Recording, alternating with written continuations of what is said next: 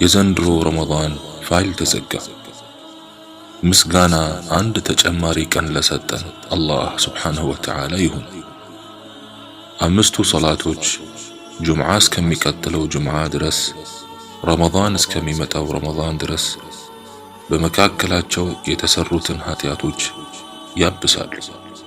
ከባባድ ወንጀሎች እስከ ተራቁ ድረስ እድሎችን ለመጠቀም በጣም ካልሰነፍን በስተቀር የጥፋቶቻችን አባሾች ብዙ ናቸው።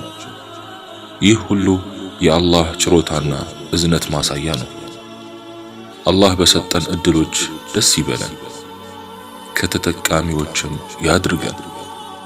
ስለምን ስታስቡ አደራችሁ? ሌላ ምንም ሐሳብ ሳይኖርብኝ የሙስሊሞች ጉዳይ ሐሳቢ ሆኖ ስገለበጥ አደርኩ።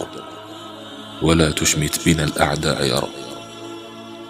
ስለ ዒድ እያሰባችሁ ይሆናል። እኔ ደግሞ ለወዳጆቼ እንዴት ብዬ እንኳን አደረሳችሁ ልበል ብዬ ቃላትና ስዕል እየመረጥኩ አደርኩ። በውስጥ ለቀደማችሁኝ ሁሉ መልካም ምኞቴ ይድረሳችሁ። ዒድ ማለት የሽልማት ቀን ነው። ወሩን ሙሉ ባሳለፋችሁት ዒባዳ፣ በጾማችሁት ጾም፣ በደከማችሁት ድካም የምትመነዱበት ቀን ነው።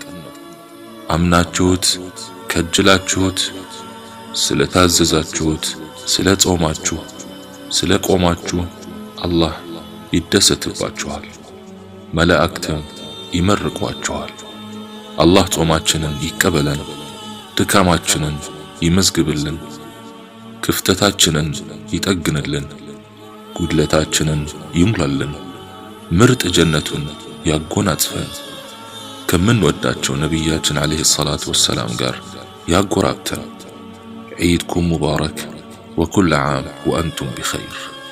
ወሰላሙ ዓለይኩም ወረሕመቱላሂ ወበረካቱ።